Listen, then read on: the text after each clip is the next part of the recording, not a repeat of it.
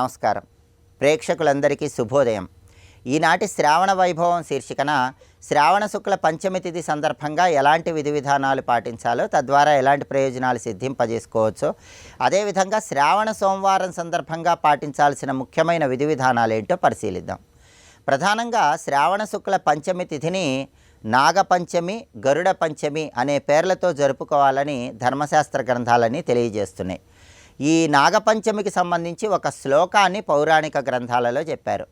శ్రావణమాసే పంచమ్య శుక్లపక్షేతు పార్వతి ద్వారస్య ఉభయతో లేఖ్య గోమయేన విశోల్పణ అని శివుడు పార్వతికి చెప్పాడని పౌరాణిక గ్రంథాల్లో ఉంది. ఈ శ్లోకానికి ఉన్న అర్థం ఏంటంటే, శ్రావణ శుక్ల పంచమి సందర్భంగా గుమ్మానికి ఇరువైపులా కూడా గోమయంతో చేసినటువంటి 2 సర్పం బొమ్మలను ఏర్పాటు చేసి, ఆ బొమ్మలకి రకరకాలైన పుష్పాలతో, గరికపోచలతో, దర్భలతో పూజ చేయాలని, అలాగే పెరుగుతో ఆ సర్ప రూపాలకి, ఆ విగ్రహాలకు అభిషేకం చేయాలని పౌరాణిక గ్రంథాల్లో చెప్పారు. ఈ విషయం శివుడు స్వయంగా పార్వతికి చెప్పాడని ఈ శ్లోకం మనకు తెలియజేస్తోంది.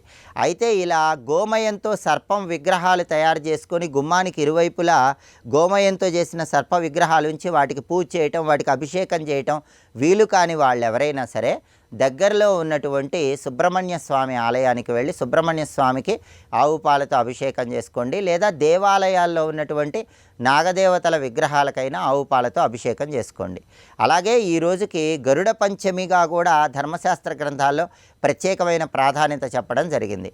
గరుడ పంచమి సందర్భంగా ఫణిగౌరీ వ్రతం అని ఒక ప్రత్యేకమైన వ్రతాన్ని ఆచరించాలి. ఫణిగౌరీ వ్రతం అంటే ఏంటంటే, పూజా మందిరంలో పూజాపీఠం మీద ప్రధానంగా ఒక వస్త్రంలో బియ్యం ఏర్పాటు చేసి నాగపడిగను ఉంచాలి. ఆ నాగపడిగ క్రింద తమలపాకులో పసుపు ముద్ద ఉంచి దాన్ని గౌరీ స్వరూపంగా భావించుకొని గౌరీదేవి 108 నామాలు చదువుతూ గౌరీదేవిని పూజించాలి. గౌరీదేవికి నైవేద్యం సమర్పించాలి. అంటే నాగపడిగ కింద ఉన్నటువంటి గౌరీదేవిని గౌరీ అష్టోత్తరం చదువుతూ పూజించాలి. దీన్నే ఫణిగౌరీ వ్రతం అనే పేరుతో పిలుస్తారు. ఈ ఫణిగౌరీ వ్రతం పేరుతో నాగపడిగ కింద ఉన్న గౌరీదేవిని పూజిస్తే సర్పదేవతల అనుగ్రహం కలుగుతుంది, గౌరీదేవి అనుగ్రహం కలుగుతుంది. అయితే అలా పూజించాలంటే మహిళామణులందరూ కూడా 10 దారపు పోగులు తీసుకొని వాటికి పసుపు రాసి 10 చోట్ల ముళ్ళు వేసి ఆ 10 దారపు పోగులతో చేసిన తోరాన్ని కుడి చేతికి ధరించి ఈ ఫణిగౌరీ వ్రతాన్ని ఆచరించాలి. దానివల్ల గౌరీదేవి అనుగ్రహము, సర్పదేవతల అనుగ్రహానికి చాలా సులభంగా పాత్రలు కావచ్చు. అలాగే గరుడ పంచమి కాబట్టి గరుత్మంతుడికి సంబంధించిన కుంకుమాంకిత వర్ణాయ కుందేందు ధవళాయచ విష్ణువాహ నమస్తుభ్యం పక్షిరాజాయతే నమః అనే శ్లోకాన్ని దీపారాధన చేశాక పఠించినట్లయితే గరుత్మంతుడి అనుగ్రహము, శ్రీ మహావిష్ణువు అనుగ్రహానికి ప్రతి ఒక్కరూ సులభంగా పాత్రలు కావచ్చు. దాంతోపాటు శ్రావణ సోమవారం కాబట్టి శివాలయానికి వెళ్ళి మహన్యాసపూర్వక ఏకాదశి రుద్రాభిషేకం చేయించుకుంటే శివానుగ్రహానికి ప్రతి ఒక్కరూ సులభంగా పాత్రలు కావచ్చు. రేపటి శ్రావణ వైభవం శీర్షికన శ్రావణ శుక్ల షష్ఠి తిథికి ఉన్న ప్రాధాన్యత ఏంటో, దీని వెనుక ఉన్నటువంటి పౌరాణిక గాథ ఏంటో, ఆ గాథను స్మరించుకోవటం వల్ల కలిగే సత్ఫలితాలు ఏంటో పరిశీలిద్దాం. నమస్కారం.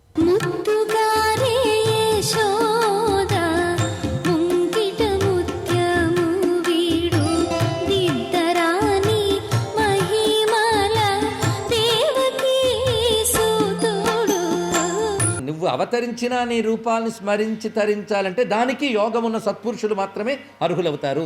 యజ్ఞేర విందాక్ష విముక్తమానినః త్వయ్యస్త భావాద్ అవిశుద్ధ బుద్ధయః ఆరుహ్య కృచ్ఛ్రేణ పరం పదం తతః పతంత్యధో నాదృత యుష్మదంఘ్రయః.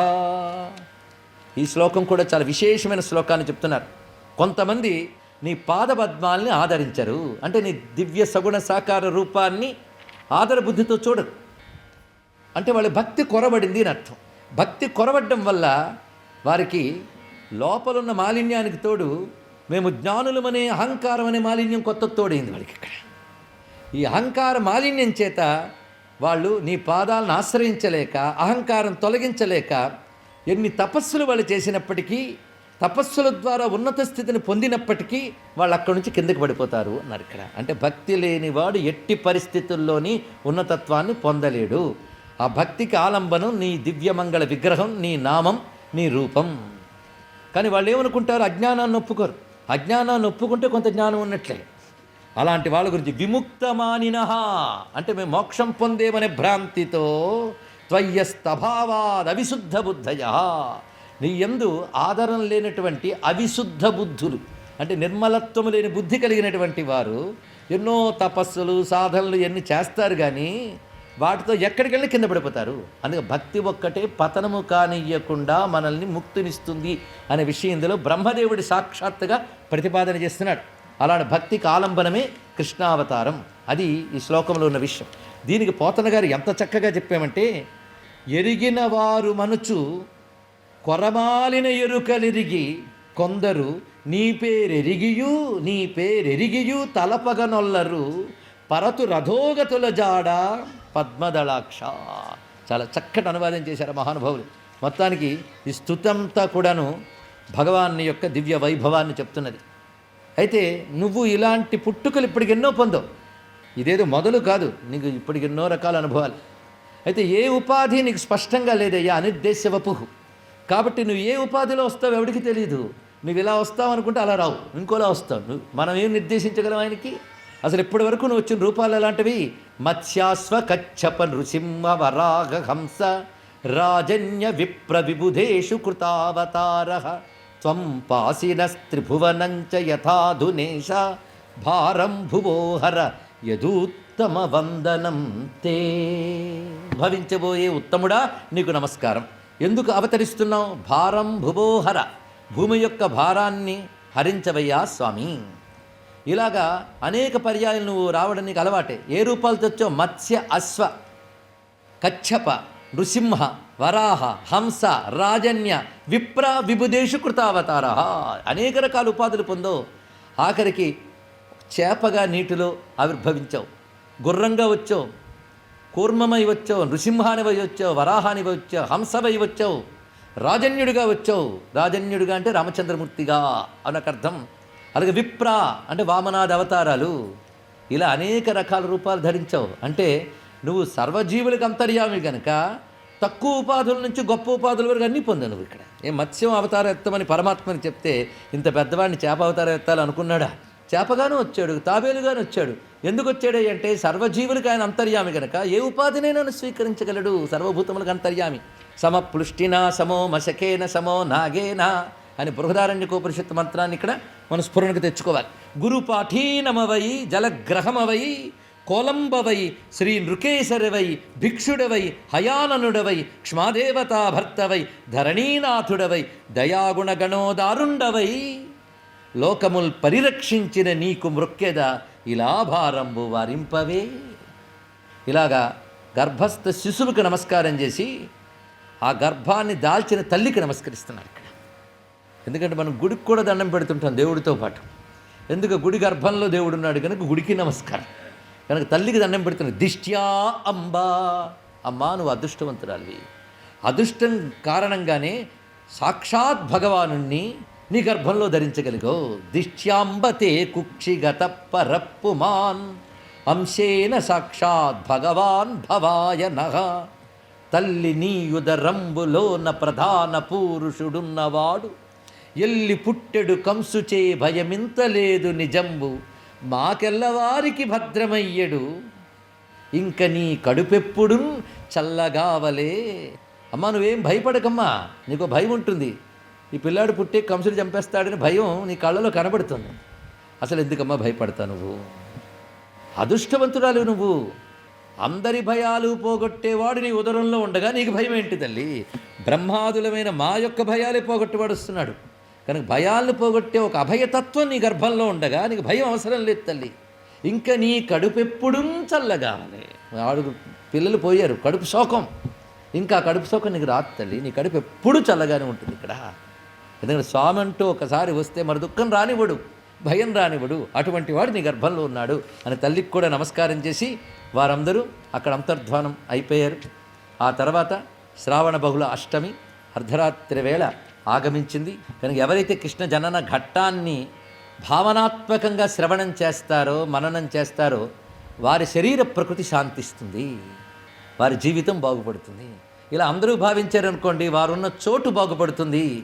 కానీ కృష్ణ జననగాథ వింటున్న వారందరికీ వారి వారి కుటుంబాలకి క్షేమాన్ని కలిగించడమే కాకుండా స్వామి ప్రీతికై చెప్పుకుంటున్న ఈ గాథ వల్ల భారతదేశానికి సనాతన ధర్మానికి రక్ష లభించాలని ప్రార్థన చేసుకుంటూ ఆహ్వానించేద్దాం. ఆయన దివ్య జనన ఘట్టంలో మనం ప్రవేశిస్తున్నాం.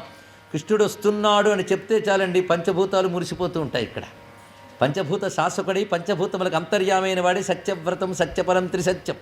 అటువంటి వాడు ఆవిర్భవిస్తే పంచభూతములకు ఆనందమే. కనుక వేటికవే సర్దుకుపోయాయి.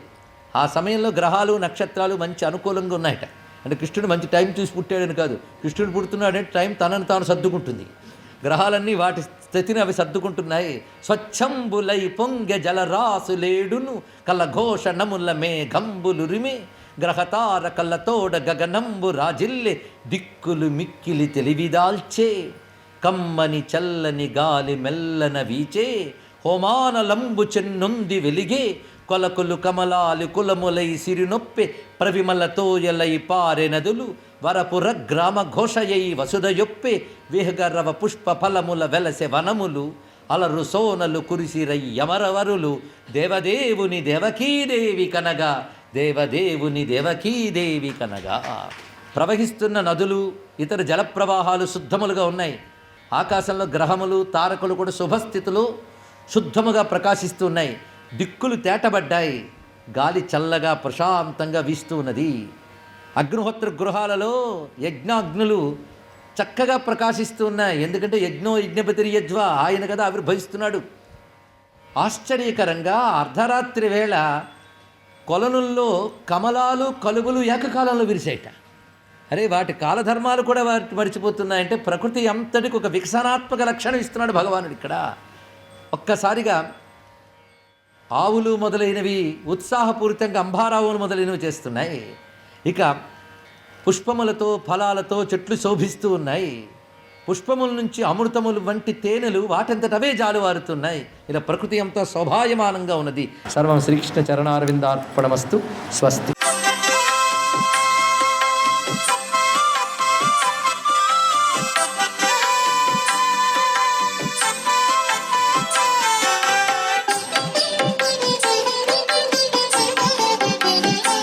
ఓం నమో నారాయణాయ. ఓం నమః శివాయ. శ్రీమాత్రే నమః. ఈరోజు నాగపంచమి, గరుడ పంచమి అని కూడా పిలుస్తారు. ఈ గరుడ పంచమి రోజు స్త్రీలు చక్కగా వ్రతాన్ని ఆచరించేటువంటి సనాతన సంప్రదాయం ఉంది. ఈ రోజున తప్పనిసరిగా ఒక చక్కటి మండపాన్ని ఏర్పాటు చేయాలి. దానిపైన చక్కటి ముగ్గులు వేసి అలంకరణ చేసి మండపం మధ్యలో బియ్యం పోసి సర్ప ప్రతిమను అక్కడ బియ్యం పైన ఉంచి ఆ యొక్క పాము ప్రతిమ ఉన్న చోటనే పడగ కింద గౌరీదేవి యొక్క చిన్ని బొమ్మను ఉంచి పూజ చేయాలి. ఈ విధంగా 10 సంవత్సరాలు చేసేటువంటి సాంప్రదాయం ఉంది. ఇలా కనుక చేసినట్లయితే సంతానేచ్ఛ సిద్ధిస్తుంది, అద్వితీయమైన ఐశ్వర్యంతో తులతూగుతారు అని చెప్పేసి శాస్త్రం. అంతేకాకుండా నాగారాధన అనేది మనకి చాలా ప్రాచీన కాలం నుంచే ఆచరణీయ యోగ్యంగా ఉన్నదన్నమాట. అందుచేత ప్రతినిత్యం కూడాను ఇంట్లో శివుని ఆరాధన చేసేటప్పుడు మనం ప్రతి సోమవారం కానివ్వండి, ప్రతిరోజు కానివ్వండి, అభిషేకం చేసేటప్పుడు శివుని పైన నాగప్రతిమ ఉండేట్టుగా చేసి అభిషేకం ఆచరిస్తే విశిష్టవంతమైన సత్ఫలితాలు కలుగుతాయి. అందుకే నాగేంద్రహారాయ నమశివాయ అన్నారు. నాగ పడిగతో కూడిన పరమేశ్వరుడు. సోమవారం నాడు ఈ అందున శ్రావణ సోమవారం అద్వితీయమైనటువంటి అదృష్టాన్ని ప్రసాదించేటువంటి గొప్ప విశేషకరమైన సుదినం. ఈ శ్రావణ సోమవారాలు అన్నీ కూడాను చాలా విశిష్టవంతమైనవే. ప్రతి సోమవారం కూడాను ప్రతి ఒక్కరూ కూడా ఇంట్లో గనక శివారాధన అభిషేకార్చన చేసినట్లయితే విశిష్టవంతమైనటువంటి ప్రభావం వచ్చి తీరుతుంది. సర్వే జనా సుఖినో భవంతు.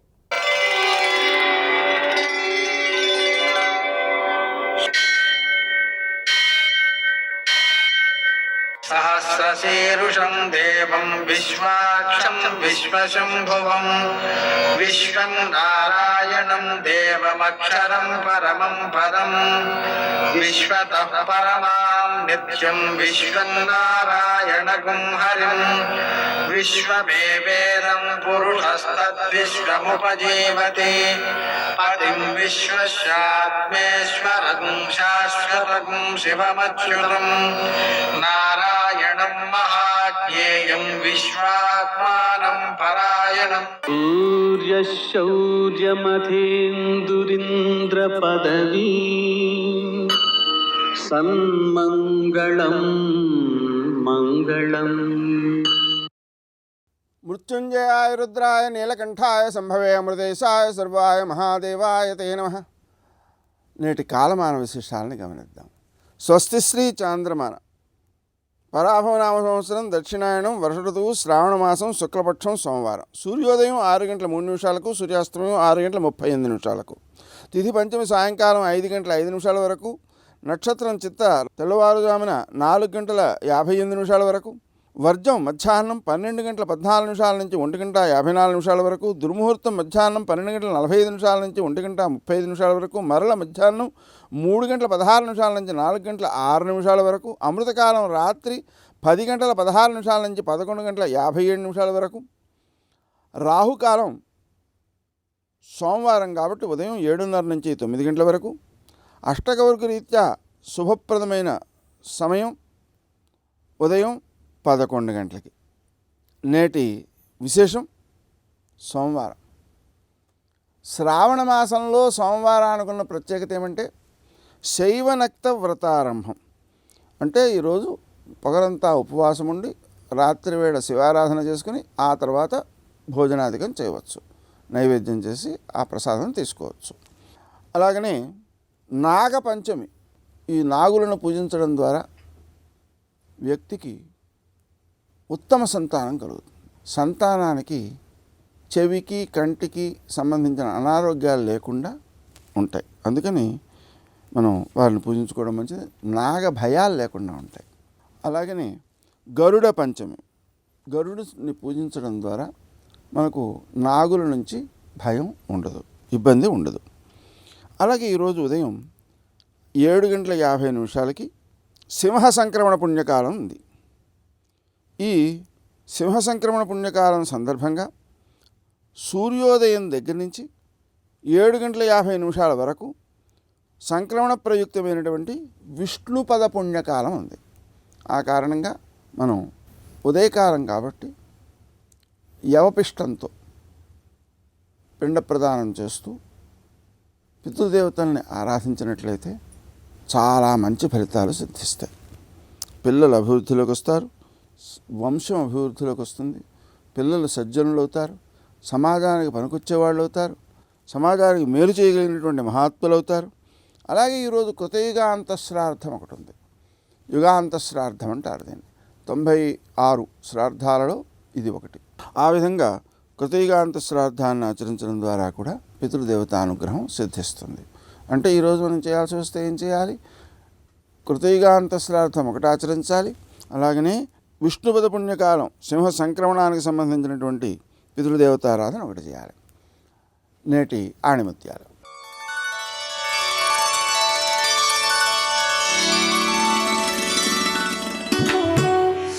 మనం శాంతిగా ఉంటేనే మన చుట్టూ ఉన్న సమాజంలో శాంతి వెల్లి విరుస్తుంది.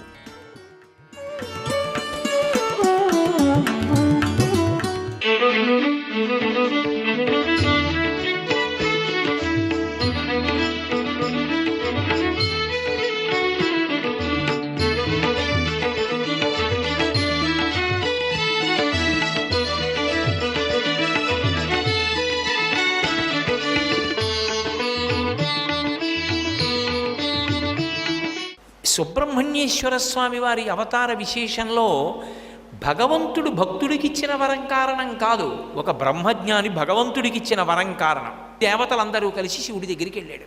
ఆయన కైలాస పర్వతం మీద కొన్ని 100 సంవత్సరముల దివ్యకేళి ఎందున్నాడు. ఉన్నవాడు బయటికి వచ్చాడు. అందరూ పెద్ద ఘోష చేశారు పరమశివుణ్ణి పిలిచి. బయటికి వచ్చి నిలబడ్డాడు. నిలబడి ఏమని అడిగాడు. అడిగితే పార్వతీదేవి బయటికి రాలేదు. ఎందుకని? ఆమె దివ్యక్రీడ ఎందు ఉన్నది, అందుకని ఆమె లోపల ఉండిపోయింది. పరమశివుడు ఒక్కడే బయటికి వచ్చాడు. ఏం కావాలని అడిగాడు. వీళ్ళందరూ ఆయన్ని ఉద్దేశించి ఒక మాట అన్నారు. మీరు పార్వతీదేవితో దివ్యక్రీడలు అనుభవిస్తున్నారు, పుట్టబోయేటటువంటి మహాభూతాన్ని ఎవడు భరించగలడు? మిమ్మల్ని కానీ పార్వతీదేవిని కానీ భరించగలిగిన భూతం ఒకటి లేదు ప్రపంచంలో. ఇప్పుడు ఇంకొక భూతం ఆవిర్భవిస్తే మేము భరించలేము. అందుకని మేము చెప్తాం ఎప్పుడు బిడ్డల్ని కనాలో, మేము చెప్పే వరకు మీ తేజస్సుని మీ యందే ఉంచేసుకోండి అని ఆయన అన్నాడు.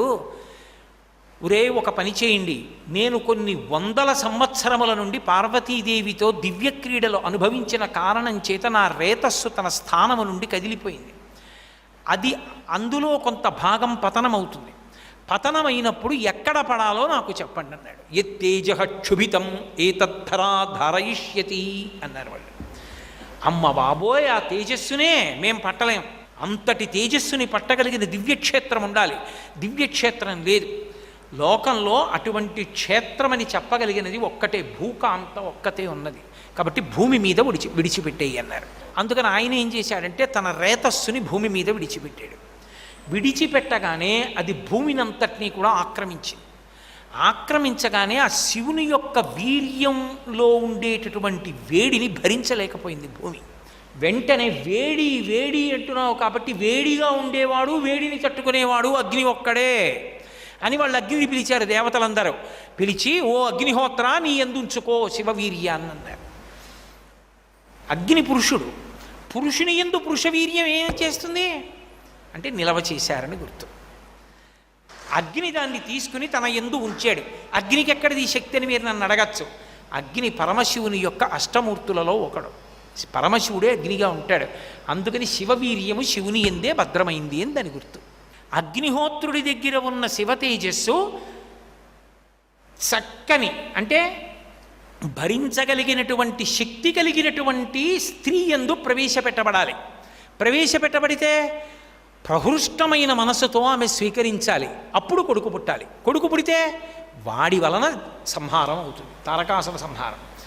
ఒక్క మార్గం ఉంది. అక్క కడుపున పుట్టినటువంటి పిల్లవాడు చెల్లెలికి కూడా కొడుకే అవుతాడు. అక్క కడుపున బిడ్డడు పుడితే చెల్లెలు చంపేయలేదు, అక్కనేమనలేదు. ఎందుకనంటే అక్క కొడుకు తన కొడుకే లోకంలో.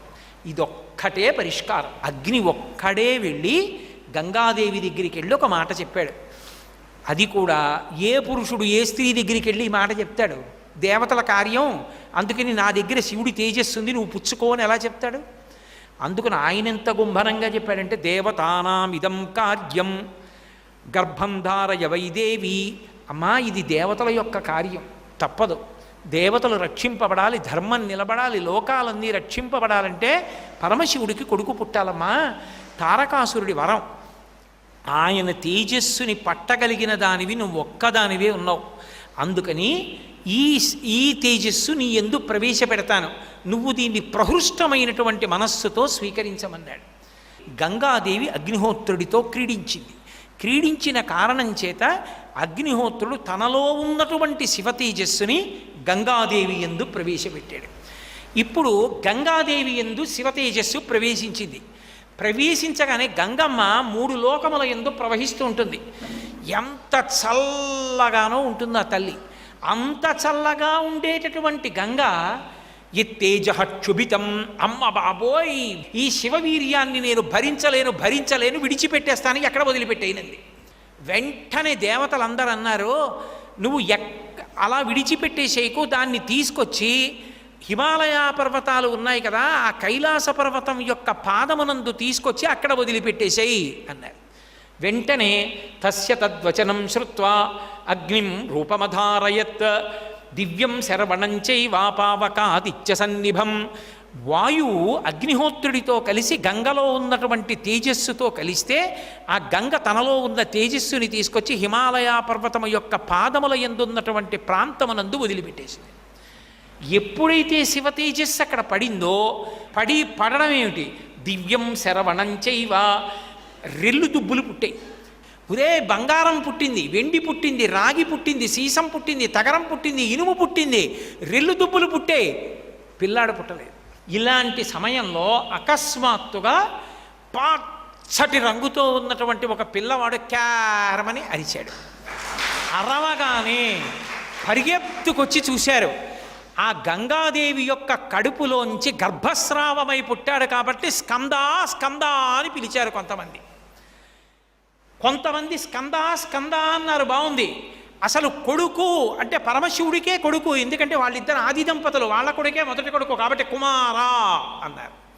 పుడుతూనే పరమ బ్రహ్మజ్ఞానంతో పుట్టాడు కాబట్టి సుబ్రహ్మణ్య అని కొంతమంది పిలిచారు. సర్వం శ్రీ ఉమామహేశ్వర పరబ్రహ్మార్పణమస్తు. స్వస్తి.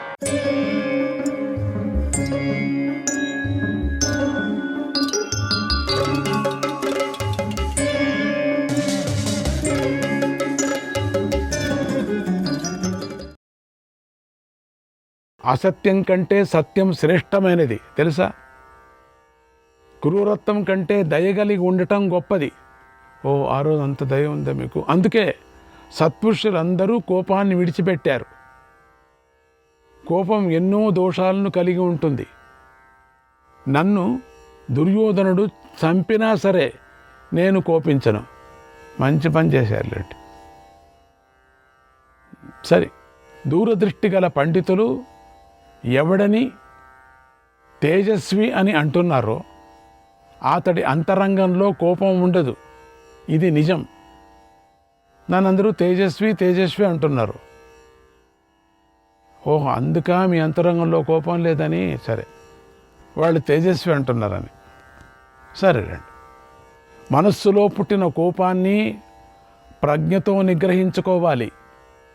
అలా నిగ్రహించుకున్న వాడిని కూడా తేజస్వి అని విద్వాంసులు చెబుతున్నారు. ఓ సుందరి, కోపించినవాడు ఏ పనిని సరిగ్గా చేయలేడు. కోపించినవాడు మర్యాదను కానీ చెడు కార్యాన్ని కానీ తెలుసుకోలేడు.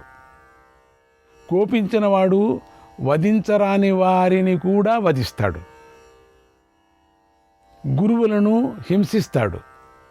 అందుచేత తేజోవంతుడు కోపాన్ని దూరం చేసుకోవాలి. దాక్ష్యం హ్యమర్షక శౌర్యం చ, దాక్ష్యం హ్యమర్షక శౌర్యం చ, శీఘ్రత్వమితి తేజసః, శీఘ్రత్వమితి తేజసః, గుణాః క్రోధాపి భూతేన, గుణాః క్రోధాపి భూతేన, న శక్యాః ప్రాప్తుమంజస, న శక్యాః ప్రాప్తుమంజస. ఇవి తేజస్సు యొక్క గుణాలు. కోపానికి వశుడైన వాడు ఈ గుణాలు పొందలేడు. కోపాన్ని విడిచిన వాడే తేజస్సును పొందుతాడు. కోపంతో ఉన్నవాడు తగిన సమయంలో తేజస్సును ఉపయోగించినప్పుడు అది సహించటానికి శక్యం కాకుండా ఉంటుంది. మూర్ఖులు కోపాన్ని తేజస్సు అనుకుంటారు. మూర్ఖులు ఉన్నారు కదే, కోపం ఉంటుంది, అదే తేజస్సు అనుకుంటారు. కానీ రజోగుణం వల్ల పుట్టిన కోపాన్ని, రజోగుణం వల్ల పుట్టిన కోపాన్ని మనుష్యులపై ప్రయోగిస్తే వినాశనం కలుగుతుంది. ఎవరికి? ఇద్దరికి. అందువల్ల సదాచారాలు పాటించేవాడు ఎప్పుడూ కోపించకూడదు. కోపాన్ని విడిచిపెట్టాలి. కోపిష్టి కంటే స్వధర్మాన్ని తప్పినవాడే ఒక రకంగా మంచివాడు. మూర్ఖుడు, అవివేకి అయినవాడు క్షమ మొదలైన మంచి గుణాలను ఉల్లంఘించి ప్రవర్తిస్తాడు. కానీ నా వంటి వాడు మంచి గుణాలను ఎలా ఉల్లంఘిస్తాడు? అటువంటి వాళ్లే కాదు, నేనెందుకు ఉల్లంఘిస్తా? భూమితో సమానమైన సహనశీలురు ఉన్నారు ప్రపంచంలో. లేకపోతే ఇక మానవులలో సంధికి అవకాశమే ఉండదు కదా. ఎవరు కలిసి స్నేహంగా ఉండరు కదా. అందరూ విరోధులవుతారు. అందరూ కొట్టుకొని చస్తారు అంతే. యుద్ధం చేసుకోండి, మాటికి యుద్ధం అయిపోతుంటుంది. ఇలా యుద్ధం చేసుకుంటారు. ఇలా కోపం యుద్ధానికి మూలమైంది. మాటికి ప్రతి ఇంట్లో ప్రతినిత్యము అశాంతి. అది కావాలనా? ఎవడికి న్యాయం వాడే చెప్పుకుంటూ నాదే న్యాయం అని కోపపడుతూ ఉంటే ఏమవుతుందండి? సహనం ఒక్కడ అభ్యాసం చేయాలి, ఎవరన్నా ఒకరు, అంతే. అప్పుడు కోపం అప్పుడు యుద్ధం ఉండదు. ఎవడైనా తనను బాధిస్తే తాను ఎదుటి వాడిని బాధిస్తాడు. ఇది కదా మామూలు. గురువు తనని హింసిస్తే తాను గురువును హింసిస్తాడు. ఇలా కోపం వల్ల అధర్మం పెరిగిపోతుంది, సకల ప్రాణుల నాశనం జరుగుతుంది. ఏం ప్రయోజనం? ఎదుటివాడు కోపం చేసుకుంటే మనం ఊరికే ఉండిపోవటం అంతే మంచిది. నువ్వు తప్పు చేశావంటే అవును తప్పు చేసా క్షమించు అంతే. ఎందుకంటే అక్కడికి ఆగిపోతుంది అది, లేకపోతే ఎక్కువైపోతుంది. మానవులంతా కోపానికి వశులైతే ఒకడి వల్ల తాను దెబ్బతింటే తాను మళ్ళీ అతడినే దెబ్బతీస్తుంది. ఎదుటివాడు తనను చంపుతుంటే తాను ఎదుటివాడిని చంపుతాడు. ఇదంతా కోపం వల్లే జరుగుతుంది కదా. ఒకడు చంపాడు అనుకోండి, వాళ్ళ కొడుకు ఇంక వీడిని చంపుతాడు, వీళ్ళ కొడుకు వాళ్ళ కొడుకుని చంపుతాడు, వాళ్ళ కొడుకు వీళ్ళు, అది పోతూనే ఉంటుంది. అది కొన్ని దేశాల్లో జరుగుతున్నాయి, ఇప్పటికి కూడా చస్తూనే ఉన్నారు. ఎక్కడికో ఒక చోట నిలిచిపోవాల. ఇతరులు తనను హింసిస్తే తాను కోపించి ఇతరులను హింసిస్తాడు.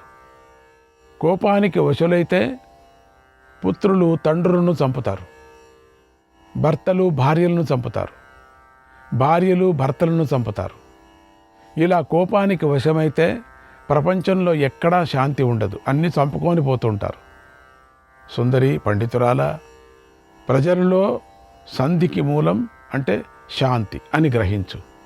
రాజనేవాడు కోపానికి వశుడైతే ప్రజలందరూ వినాశాన్ని పొందుతారు. అందువల్ల మానవుల వినాశానికి అవినీతికి కోపమే కారణమై ఉంది. ఈ లోకంలో సహనశీలులు ఉన్నారు కాబట్టే ప్రాణుల పుట్టక అభివృద్ధి జరుగుతున్నది. పుడుతూ ఉన్నారు, అభివృద్ధి జరుగుతుంది, లోకక్షేమంగా ఉంది, చల్లగా ఉంది. ఓ సుందరి, ఆపదలన్నిటిలోనూ మానవుడు సహనం కలిగి ఉండాలి. ఎంత అద్భుతమైనటువంటి శ్లోకాలు ఇవన్నీ కూడా. మీరు తప్పకోకుండా ఇవన్నీ చదవాల. మానవుడు సహనం కలిగి ఉండాలి. క్షమ కలిగిన వారి వల్లే ప్రాణుల మనుగడ అంటే బ్రతుకు సాగుతుందని తెలుసుకో. బలవంతుడు తనని తిట్టిన కొట్టిన కోపాన్ని సహించి నిగ్రహించుకోవాలి. అటువంటి వాడే జితక్రోధుడు, విద్వాంసుడు, ఉత్తమ పురుషుడు అవుతాడు. అటువంటి వాడే ప్రభావవంతుడవుతాడు, సనాతనమైన లోకాన్ని పొందుతాడు. కోపం కలవాడు అజ్ఞాని, నీచుడు, ఇహపర లోకాల్లో రెండిటిలోనూ నాశనాన్ని పొందుతాడు. ఈ విషయంలో లోకులు క్షమాశీలులు మనం కథలంతా చెబుతూ ఉంటారు కదా.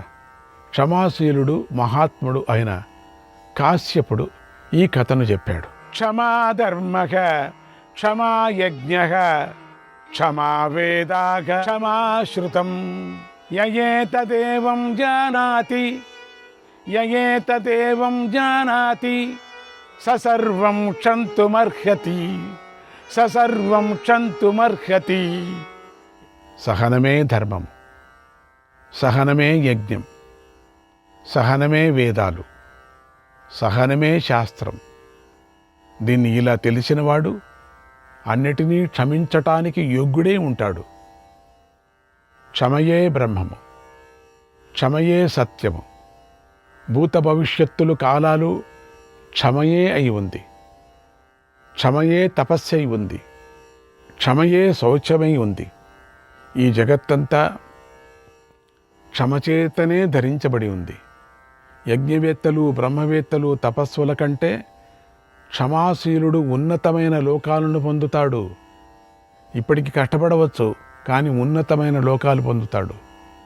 యజ్ఞకర్మలు ఆచరించే వారికి వేరుగా లోకాలు ఉన్నాయి. వాపీ కూప తటాకాది నిర్మాణము దానము మొదలైన కర్మలు చేసేవారి లోకాలు వేరుగా ఉన్నాయి. వీళ్ళంతా వేరే. కానీ క్షమాశీయులైన వారి లోకాలు బ్రహ్మలోకంలో ఉన్నాయి. అవి మిక్కిలి పూజించబడుతూ ఉంటాయి. అది తెలుసు ఈయనకి. అందుకని క్షమా తేజస్వినాం తేజః క్షమా తేజస్వినాం తేజః క్షమా బ్రహ్మ తపస్వినాం. క్షమా సత్యం సత్యవతాం. క్షమా సత్యం సత్యవతాం. క్షమా యజ్ఞః క్షమా శమః. క్షమా యజ్ఞః క్షమా శమః. తేజోవంతులలో తేజస్సు సహనం, తపస్సుల యొక్క తపస్సే సహనం, సత్యవ్రతులలో సత్యమే సహనం అయి ఉంది. సహనమే యజ్ఞము, సహనమే శాంతము. సహనం మహత్వపూర్ణమైనది. బ్రహ్మ, సత్యం, యజ్ఞాలు, లోకాలు సహనం మీదే ప్రతిష్ఠితాలై ఉన్నాయి అవన్నీ కూడా. అందుకే నా వంటి వాడు సహనాన్ని ఎలా విడిచిపెడతాడు? విడిచిపెట్టాడు కదా. కనుక వివేకవంతుడైన మానవుడు ఎప్పుడూ సహనం కలిగి ఉండాలి. అన్నిటినీ సహించగలవాడే బ్రహ్మభావాన్ని పొందుతాడు. క్షమాశీలులదే ఈ లోకం, క్షమాశీలులదే పరలోకం.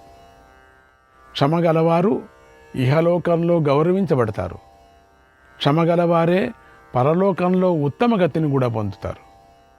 తమలో కలిగిన కోపాన్ని సహనంతో నిగ్రహించిన వారే ఉత్తమమైన లోకాలను పొందుతారు. ఈ లోకంలో ఆ లోకంలో రెండు లోకాల్లో కూడా క్షమ సహనం ఎవరు కలిగి ఉంటారో వాళ్ళు గౌరవాన్ని పొందుతారు. అందువల్ల సహనమే అన్నిటికంటే గొప్పది. ఇలా కాశ్యపుడు ఎల్లప్పుడూ క్షమాశీలైన వారి కథలను కూడా గానం చేశాడు. ఓ ద్రౌపది, క్షమను గురించిన ఈ విశిష్టతలను విని సంతృప్తి చెందు, కోపించకు. ఇంకా కోపంతో ఉన్నావెందుకో? కోపించుకో. పితామహః శాంతనవః. పితామహః శాంతనవః. శాంతనవః. పితామహః శాంతనవః. శమం సంపూజయిష్యతి. శమం సంపూజయిష్యతి. కృపశ్చ సంజయశ్చైవ శమమేవ వదిష్యతః. పితామహుడైన భీష్ముడు సహనాన్ని గౌరవిస్తాడు. దేవకీపుత్రుడైన శ్రీకృష్ణుడు సహనాన్ని గౌరవిస్తాడు. ద్రోణాచార్యుడు, కృపాచార్యుడు, సంజయుడు సహనమే మంచిదని చెబుతారు. సోమదత్తుడు, యుయుత్సుడు, అశ్వత్థామ, మా పితామహులైనటువంటి వ్యాస మహర్షి ఎల్లప్పుడూ శాంతిని ఉపదేశిస్తారు. సహనాన్నే కోరుకుంటూ ఉంటారు. వీరంతా ధృతరాష్ట్ర మహారాజును శాంతికి ప్రేరేపించినట్లయితే ఆ మహారాజు నాకు తప్పకుండా రాజ్యాన్ని ఇస్తాడు, లేకపోతే లోభం వల్ల నశిస్తాడు. ఓ ద్రౌపది, భరతవంశీయుల వినాశానికే ఇలాంటి దారుణమైన కాలం ప్రాప్తించింది. ఈ విషయం పూర్వమే తెలుసుకున్నాను. సహనం పాటించటానికి దుర్యోధనుడు యోగ్యుడు కాదు. వాడు ఈ సెక్షన్లోనే లేదు. వాడికి ఏది అర్థం కాదు. వాడికి నాశనం ఒకటే. వాడు బాగుండాలా, నాశనం అంతే. ఇంకొకడు నాశనం చేసి తాను బాగుండాలంతే. ఇంకొకరు సంగతి పట్టించుకోడు. అందుకని అది యోగ్యుడు కాదు. వాడి సహనం పాటించడానికి దుర్యోధనుడు యోగ్యుడు కాదు. అందుకు నేనే తగిన వాడిని. అక్కడ ఇద్దరు, ఒకడు దుష్టుడు, ఒకడు సహనం గలవాడు. నేను సహనం గలవాడు. నేను వాడిలాగా తయారైపోతే వాడు డమ్మడమ అంటే నేను డమ్మడమ అంటే ఏమవుతుంది? నిరపరాధులంతా డుమ్మడమ అయిపోతారు. బాగుంది అది. నువ్వు అక్కడికక్కడే పోతావు. వీళ్ళు ఇక్కడికే పోతారు, వాళ్ళు అక్కడికే పోతారు. భీముడిని ఒక పారి ఇట్లా అనేసి అంటే అయిపో, అందరూ ఫినిష్. బాగుందే. ఎప్పుడో జరిగేది జరగని. సహనం చూపించి తర్వాత చూసుకుందాం. నేనే తగిన వాడిని. అందుకే సహనం నన్ను ఆశ్రయించింది. వాడిని ఆశ్రయించలేదు. వాడిని దెయ్యాలు, పిశాచాలు, కామ క్రోధాలు, మోహాలు వాడిని ఆశ్రయించాయి, నన్ను ఆశ్రయించలేదు. నన్ను దయా క్షమ నన్ను ఆశ్రయించింది. శాంతి లక్ష్మి నన్ను ఆశ్రయించింది. అందుకే నీ అటువంటి సుందరాంగి నా దొరికావు నువ్వు నాకు. ఓహో, అది వేరే. పొగిడాడు కాస్త. క్షమ, దయ అనేవి జితేంద్రియాల యొక్క సదాచారులే ఉన్నాయి. ఇది సనాతన ధర్మం. అందువల్ల దయ సహనాలను నేను సహజంగా అనుసరిస్తున్నాను అన్నాడు ధర్మరాజు. శ్రీకృష్ణాయ పరమాత్మనే నమః. 30వ అధ్యాయం. ధర్మరాజు బోధను విని ద్రౌపది ఇలా అంది: ఓ మహారాజా, నీ బుద్ధికి మోహాన్ని కలిగించిన ఆ విధికి నమస్కారం. ఆహా, నమస్కారం. ప్రారబ్ధానికి నమస్కారం. ఆ ప్రారబ్ధానికి నమస్కారం. పితామహుల నుండి వచ్చిన రాజ్యాన్ని నువ్వు పొందవలసి ఉండగా నీ బుద్ధి మరొక విధంగా ఉంది, నమస్కారం. నువ్వు మరొక విధంగా ఆలోచిస్తున్నావు, నమస్కారము. లోకంలో ప్రజలకు వేరువేరుగా చేయవలసిన కర్మలు నిర్దేశించబడి ఉన్నాయి. అందువల్ల కర్మలు నిత్యాలు. కానీ మానవులు లోభంతో మోక్షాన్ని పొందాలని అనుకుంటూ ఉంటారు కదా. లోకంలో ధర్మం చేత కానీ, మృదు స్వభావం చేత కానీ, సహనం చేత కానీ, రుజువర్తనం చేత కానీ, దయతో కానీ మానవుడు ఎప్పుడూ ఐశ్వర్యాన్ని పొందలేడు. కోపంతోనే పొందుతాడు. తెలుసుకో. సహనం కారణంగానే నువ్వు ఇలాంటి సహించరాని సంకట స్థితిని పొందావు, కష్టాన్ని పొందావు. నువ్వు కానీ నీ సోదరులు కానీ ఇలాంటి కష్టాన్ని పొందటానికి యోగ్యులు కారు కదా. వాళ్ళు యోగ్యులు కారు, వాళ్ళనంతా చేసేసావే. అప్పుడు కానీ ఇప్పుడు కానీ నీకు నీ సోదరులకు ధర్మం కంటే ప్రియమైనది ఏదీ లేదు. మీరు జీవితం కంటే ధర్మమే గొప్పదిగా భావిస్తున్నారు. ధర్మార్థమేవ తే రాజ్యం ధర్మార్థం జీవితం చ తే బ్రాహ్మణా గురవశ్చైవ జానంత్యపి చ దేవతాగా. నీకు ధర్మం కొరకే రాజ్యం అవసరమై ఉంది. నీకు ధర్మం కొరకే రాజ్యం అవసరమై ఉంది. నీ జీవితం ధర్మం కొరకే అయి ఉంది. ఈ విషయాన్ని బ్రాహ్మణులకు, గురువులకు, దేవతలకు కూడా తెలుసు. ధర్మం కోసం నువ్వు నాతో సహా భీముణ్ణి, అర్జున్ని, నకుల సహదేవులను కూడా విడిచిపెడతావు.